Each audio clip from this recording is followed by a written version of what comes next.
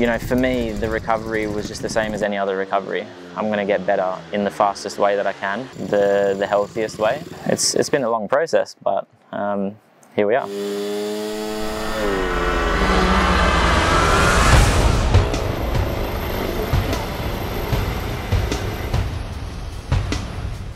Were you scared?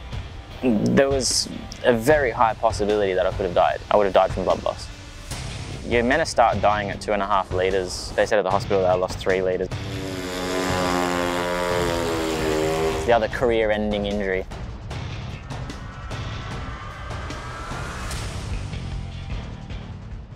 Partnerem odcinka jest firma Płomyk, producent zniczy i regulowanych wkładów BioOil, sponsor zawodników i klubów żużlowych od ponad 25 lat.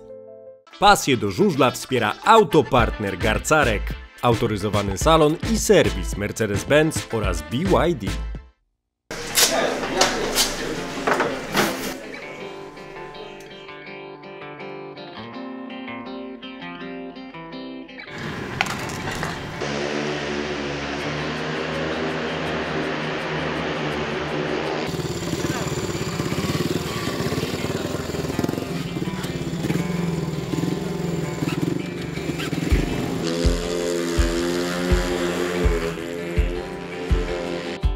How was the practice? The practice was good. It was good. Obviously, after my crash, you know, the goal was to be back on the bike as soon as possible. The extent of the injuries meant that I was going to be out for the season. I knew that very early on. Although people were saying that I was going to be back for the playoffs, this is completely not true. And I got back on the bike, I think, like 4 months after the accident. Yep. Which was amazing, but I had a little bit of a problem coming into the corner. I needed to go left, but I couldn't get the bike to go left, so there was a couple of moments where it was a little bit like, oh. And then I rode 2 days ago here again, and the reason I ride here is this is the easiest track in the league. This is the easiest track to race in Poland. The smoothest one, yeah. It's the smoothest, the biggest, the widest. The corners are very smooth. Just so happens that I've been here a long time, so I'm able to practice whenever I want. It's the most least technical track, so it's the starting point to come back on the bike. And 2 days ago, I left the practice, and I was a little bit disheartened. You know, I was a little bit upset with how I was feeling, and I wasn't happy. You know, and then we practiced obviously yesterday, and I felt really good. The track was a little bit slicker, so it was a little bit easier to ride. But again, it's still so early from the injury. So walk me through it. So I think it was in July that you posted a snippet, just like a single video from practice here in Brussels. That was what, probably just 1 or 2 laps, right? I did three sessions, 4 laps each session. And what about now? So yesterday and the day before? 2 days ago I did 3 sessions, and yesterday I did 2 sessions. Interesting. Yeah. But yesterday I was driving the go-kart all morning. I don't know if maybe because I was on the karts in the morning, that it made my elbow more loose. Okay. And then when I was on the bike, I had much more feeling, like everything was better. So I think you got it on video that you were holding your elbow yesterday during the practice. Yeah, it's I shattered the bottom of my humerus, dislocated my elbow, and broke my elbow. So I did. And it's the same elbow that you broke in Gorzów. No, it's the other one. It's the other one. The other one. Yeah, it's the other career-ending injury.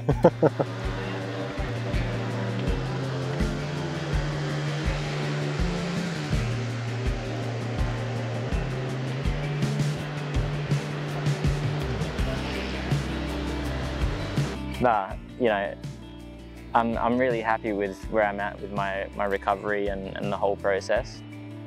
I'm sure many people know that I'm a very driven person, and when I put my mind to something, I can normally get it done. So, you know, for me, the recovery was just the same as any other recovery. I'm going to get better in the fastest way that I can, the healthiest way, and yeah, it's been a long process, but here we are. So part of that process was you being home a lot more than normally at this time of the year. How did you enjoy the time with girls? The time was great. Obviously, after the accident, the first block when I was doing the rehabilitation with Elias, was a little bit more demanding from myself and from my body. Even though the kids was there, I still wasn't fully present.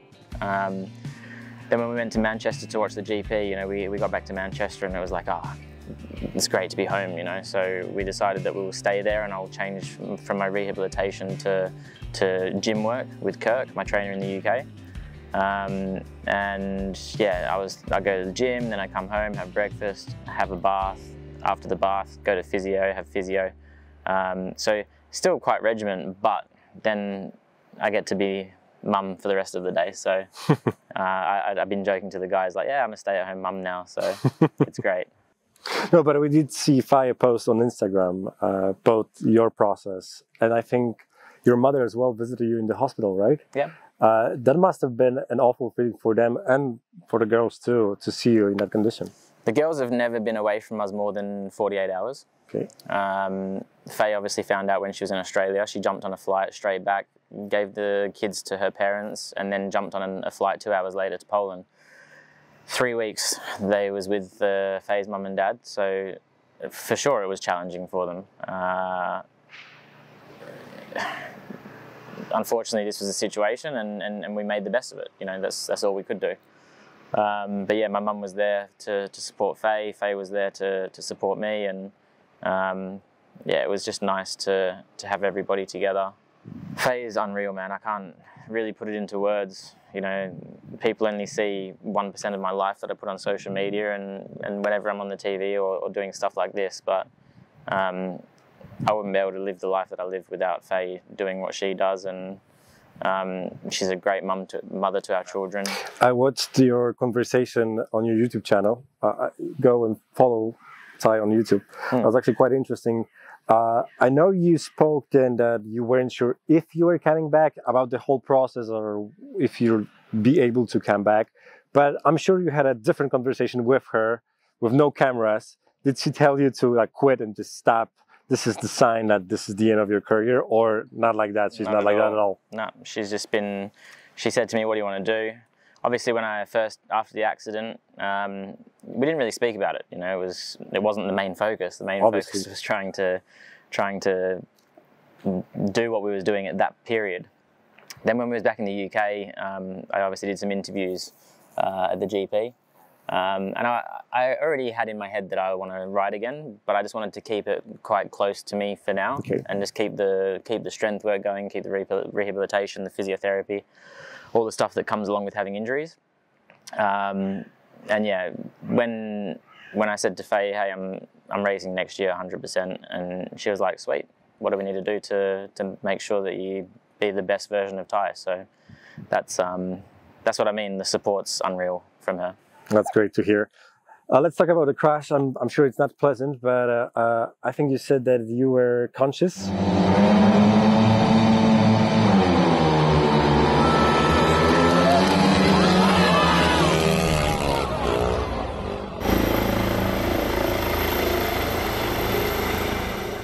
I think it was like 20 minutes from the helicopter to get there. Yeah. Then they started pumping the painkillers into me.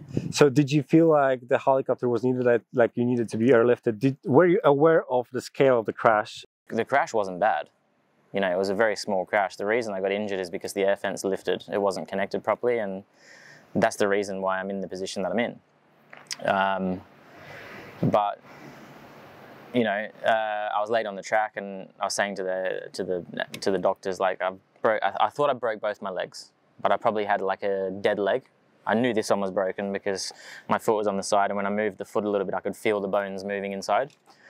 And then this arm went down, and then where this was shattered and dislocated, then it went like that way. So it went down like that, and then was pointing the opposite way, and I dislocated this shoulder. So instead of being down, it was up and out of the socket. So I couldn't see either of my arms. And that's what you could see, but there was also a broken spine, right? And yeah, punctured rib. Back. To puncture 12, lung, yeah. 12 ribs, punctured lung, broken shoulder blade. But I just thought I didn't really know that. I didn't know I punctured my lung. I didn't know that my ribs were broken. I was in that much pain all over that it was just probably just one big amount of pain. But anyway, I couldn't see my arms. It was like, you know, like this. And Yeah, my leg was broken. I thought I broke both my legs. I was saying, Bolly, Bolly, Bolly, give me some fucking painkillers, please. Bolly, I kept saying Bolly, like I wanted them to make sure they knew I was fucking in pain. Were you scared? No, you know it was funny, like when I'm laid there on the track, I'm all busted up, and I looked up at Pavel's face, and mate, he looked like he'd seen a ghost. And then I looked across, and John Jorgensen was there, and John was crying. And then I looked this side, and Roger's there, like looking at me, like he's all good, but he's like, you could see there was some stress, you know. And then my English mechanic Jake was there as well. You know, he said he was holding this hand, but I couldn't remember because I couldn't feel any of it. But his face was also like very shocked. So I literally I can see Pavel's face now. Like when I looked at him, like I was more focused on making sure that when they put me on the stretcher, they put this arm on here, and then it was like they was getting ready to lift me, and this arm was still, I couldn't see it, you know, it was still there, and I was like, do not fucking lift me until you put my arm back on here. So they put me in the ambulance, they put my shoulder back in, and then they started to give me the painkillers and some strong stuff. It was a bit of a blur, but then I remember the helicopter blades taking off, and then I was out. According to their testimony, people who were there, they were really afraid of your blood loss. You're meant to start dying at 2.5 liters. Yeah. It's like half of what we carry in our body. Yeah, and they said at the hospital that I lost 3 liters. I had multiple. I had multiple blood transfusions when I arrived to the hospital and during operations. There was a very high possibility that I could have died. If I was in the ambulance, I would have died. I would have died from blood loss, because the helicopter got me to the hospital much faster. The worst part of it for me, out of all of it, was in the coma. I had dreams and nightmares that went back to back. I couldn't wake up from them. In all my dreams and all my nightmares, there was like 2 things I had in common with every single dream. I couldn't die, I couldn't feel pain, and my right leg was like amputated. Okay. So like, when you're in a coma, you're meant to just be switched off and they keep you alive. But the brain's supposed to stop. But obviously we have like a subconscious brain, and I was having that much shit pumped into me. Painkillers, antibiotics, like so much stuff. I think it was the drugs that was making me see all this stuff. Because when I woke up, I thought everything was real. And I'm not going to talk about all the stuff because there's some really like fucked up shit in there that I don't really want to go over. You mean the dreams? The stuff that happened in my dreams. Potentially more nightmares, but I couldn't wake up from them. So normally when you're in a nightmare and you have that big thing that scares you and wakes you up, like I couldn't wake up from it. And when I woke up, I thought everything was real. Like I was asking Faye, like, what about this? Or what about the house there? And she's like, we haven't got a house in Poland. We're like, what about the Tesla you bought me? She's like, I didn't buy you a Tesla. I'm like, so it took me a while to figure that out. Not until I was in the ICU, I told Faye everything that happened in order, because it's like you and me are sat here now, is how real this was. And still now, like I can go back and recall every single thing that happened. Then we did some research, and there is stuff, you know, it has happened to people before. It was an induced coma, right? So yeah, induced. How long were you in? 5 days. 5 days? Yeah. It's a lot of time. Yeah, and then when I was on the ward, you know, I couldn't really do anything. I was just recovering. Which I think was about another 5 days. And then they moved me to the ward, and then like the one thing I said to Roger and Faye, I was like, bring my shoes tomorrow because I'm walking. You gotta remember, I was 34 years old, and I'm laying in a bed with a nappy on, like a toddler. You know, I need to piss and shit in the nappy and press the button, somebody to come and wipe my ass. Like, I just wanted to get out of there, and that was my main driving thing. So one day Roger came, I was like, well, you got my shoes? No, I didn't bring them. I was like, fuck. All right, tomorrow, right? Next day came, did you bring my shoes? No, I didn't bring them. I was like, fuck, man, like, I want to walk. Bring my fucking shoes tomorrow. And the reason he wasn't bringing them because I couldn't walk until the doctor had arrived. So he did have the shoes, but he's like, he knew if he gave them to me, I would have stood up. But the doctor said, do not stand up until I get back. And then you got to think at this point, like, it's been nearly 10 days since the operation. And the doctor was like, you won't be able to walk. Like, you have to just try sitting up in bed. Yeah. And when you sit up, after being laid down for that long, just sitting up, I was like that. Like, you know, like I was fully drunk. and the eyes have to like readjust because I've been laid for But so is it a mind issue or is it a muscle, like a core muscle issue? No, mind. Mind. Yeah, the eyes have to readjust to like sitting up and changing the, you know, crazy. So I did that in the morning for like maybe 4 seconds, and then I laid down. I was like, whew. And then like a little bit later, I went again for longer. Then I went again for longer, and then I was like, right, get me the frame. I'm ready to walk. Let's do this. And I got to the toilet, and I just sat on the toilet. I looked up at Faye and just started bawling my eyes out, like full emotional crying, because like I've been wanting to do that for like a good 4 days. So that was a great success. It was a huge success. Yeah, it was a huge success. Yeah, and then the doctor saw the video that I posted. He's like, you got the injury here. You can't do the frame. So it's like, okay, tomorrow I'll use the crutches. I've seen plenty of speedway crashes and horrible injuries, but there was something different about this one. It moved, it touched people, that something needs to be done. Faye gave me my phone when I went into ICU. So when I woke up, she basically gave me my phone. She wasn't staying at the hospital, she was staying at the hotel. She was there all day. So she gave me the phone, so I was scrolling, but like, I saw a lot of stuff, and I went back. I was able to go back. So like I said when I was doing my interview, it's like, you know, it's like I got to witness what it's like if I would die or something. Yeah. Because I could go back and like read all the stuff, like. So yeah, it was crazy, but I was still on super strong painkillers. Some of the messages that I was sending Faye, I'll show you them after. Like you can't even. It's not even words. But I remember, you know, this arm was fucked, this shoulder was fucked, I could hardly hold my phone, and I was trying to type, and I'm that fucked up on like painkillers and like strong shit.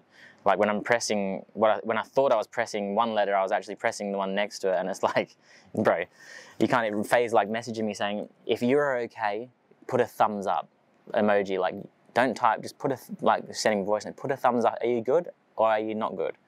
And I was replying, texting her, like I didn't even like register what she was saying. And then I wanted to get out of the hospital as fast as I could, get to Eliash as quick as I could, start that. That was long days. The support, not only from, you know, from Jezhov fans, from Rostov fans, it was from all the fans, you know.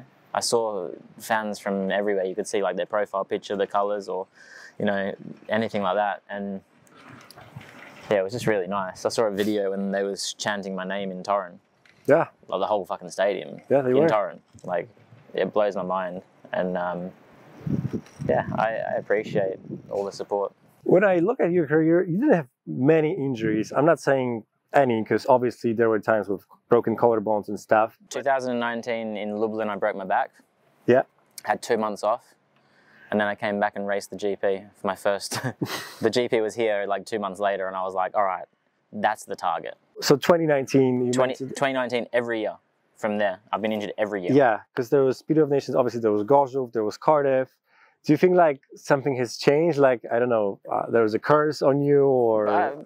Potentially there's some witch out there that's got a little voodoo doll that's fucking sticking knives in me, but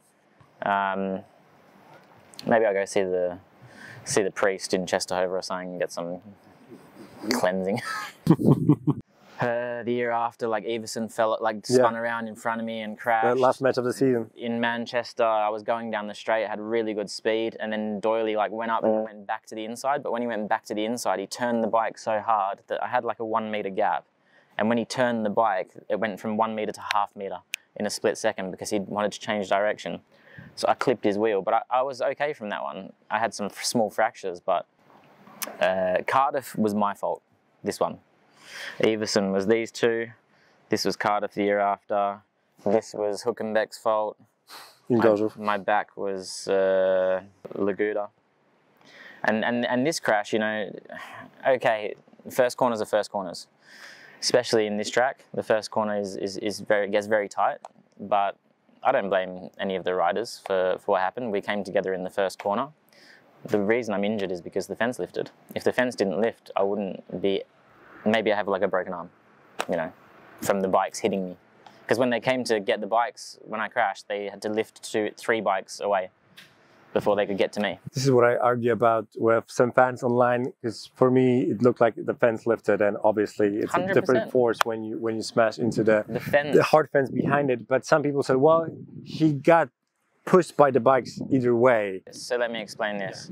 All my injuries are on this leg, this arm, this elbow, my back, ribs, one rib on this side, the rest was this side. Right hand side. Everything was the side where I hit the fence, not the side where the bikes came in after.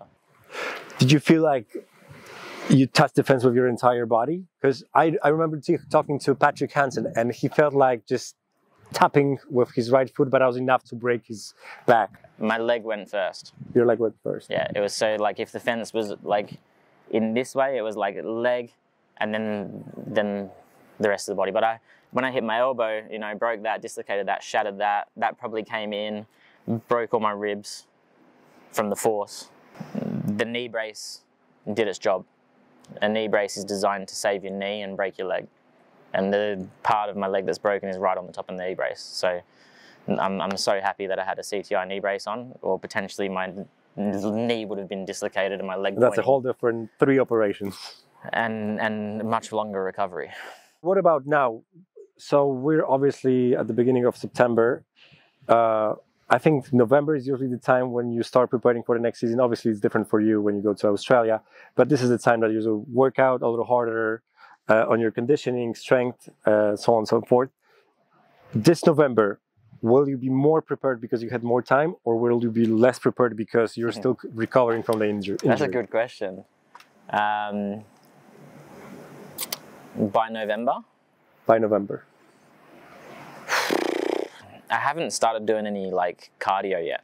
Okay. I've just been lifting weights, trying to get the strength back. In 2 weeks, 2.5, or 2, yeah, the period that I was in the hospital from the crash to being back in Wrocław, I lost 9 kilograms of muscle. So it's taken me a long time. You know, I'm only just starting to get some shape again. My calves are looking nice, but I haven't started doing any fitness. I could probably cycle for like 10 minutes. Okay. I would say I'd probably be a little bit less prepared. Less prepared? I would say so. It's not like you're fresh, all fresh I'm and not ready? Fresh. What people don't understand is I look okay from the outside. Yeah? I look like I'm good. You know, I can walk around the track, I can do that.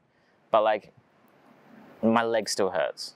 My hip hurts. Sometimes if I sit in the van for like 1 hour, when I get out of the van, it's like you're stiff. 70 years old. Like I'm trying to get out of the fucking car. I'm like, ugh. I'm still missing a little bit of strength in this arm. Like there's not really much muscle there. My left bicep's much stronger than my right. Even though I'm matching the weights on everything, this one's just taking a little bit longer to come back to normal again.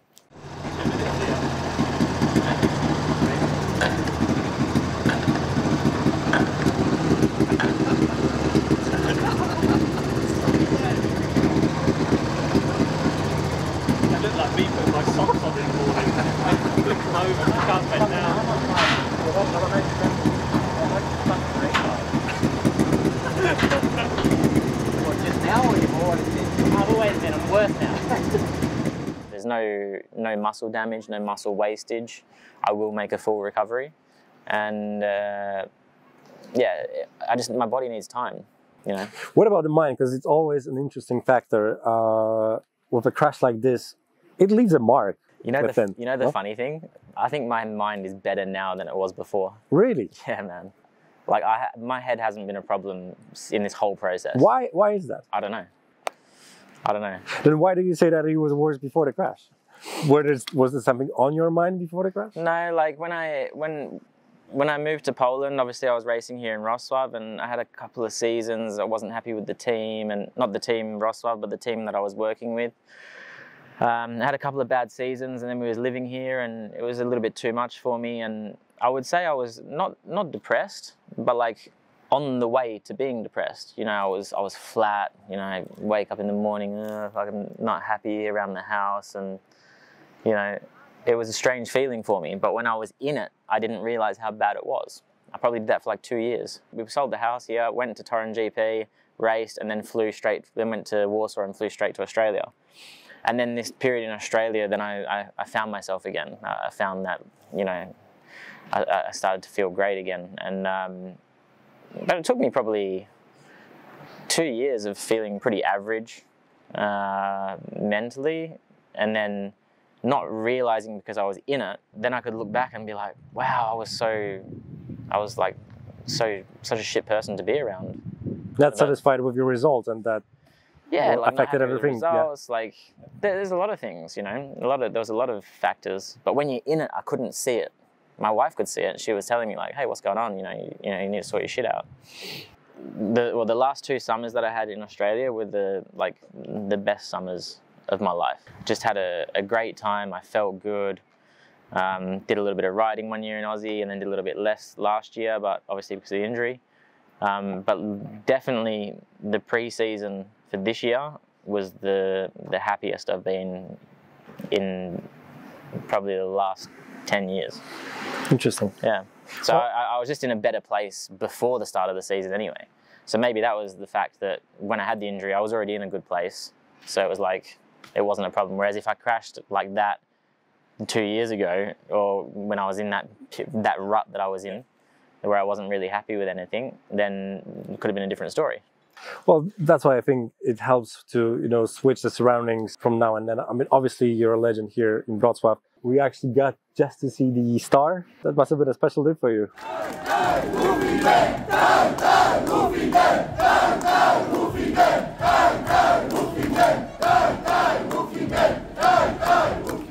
When I get stuff like this, it blows my mind. Or like, when I was doing the DJing on the Monster rig for the Monster rig riot, like all the people that was there, like, it's crazy. It's crazy when they sing my name here or, in other stadiums. I can't literally like understand why they cheer for me, or why have I got a star? I'm just that kid that came over to race my motorbike, and I still feel like I'm 18 years old, or 17 when I first started here. I don't feel any different. Well, that's a privilege of being an athlete and a star in the sport. People just worship you. But I don't look at myself as a star. Like I'm just Ty. You don't see yourself you don't see yourself as a star, but do you see yourself coming back here to Sparta? I don't know. It depends on what happens in the future. Obviously, I had a few tough years.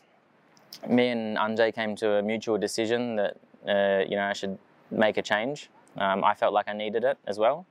Anjay agreed that it'd be a good option, and the plan was to do 1 year in First League, rebuild, and then come again and be on a good level. And after the accident, we just have to postpone the plan for 12 months. So 12 months. The goal is the same: is to race 1 year in First League and then back to Extra League. And it's going to be Ostrov. I don't know who that will be with. Obviously, if we can win the league next year with Ostrov, then then I'll go Extra League with Ostrov. Looks like it's going to be a fun team too. The people actually pretty well. I'm hearing names Gleb Chugunov and Chris Holder, yourself obviously. That's like Sparta too, like a B team of Sparta. No offense to Ostrov, because obviously it's a lower division, but those are great names for a second Extra League. It is, and I've had a chat with the boys, and maybe I've had some influence in that. For sure, bringing Pomek to the club. Obviously, I've worked with Gasharik for a long time anyway, so it was just nice to catch up with them guys and talk some stuff. So I'm really looking forward to that. I hope the stadium's full every week. Maybe I can organise some buses and we can take all the Wrocław fans when Wrocław's not racing. If it doesn't clash. I think you'll get plenty of fans in Ostrov too. Clash. Yeah, we'll see. But I'm excited for that. Obviously I was excited this year to be riding for Jezhov, and things happen, and that's the way it is. But that's sport, right? Some days it's great, and some days it's sad. I see some comments between you and Ostrov, which is they're hungry. They were in Extra Liga 3-4 years ago, and they want to get back on top. So obviously that's something you have in common. But I don't want to talk about it. I have only one last question, because we've already spent a lot of time in that interview. Tell me about DJing. I know approximately how much a speedway rider makes. I have no idea how much a DJ makes a night. How many nights do you have to play to make it one meeting in Extra Liga when it comes to cash? I don't know, it depends on how good you are as a DJ. Ty Wolfen then. Best of the best. Me a lot. I'm at the bottom of this scene. I'm nobody. I'm just having fun on the decks. So I'm enjoying writing music. This is a nice little getaway for me.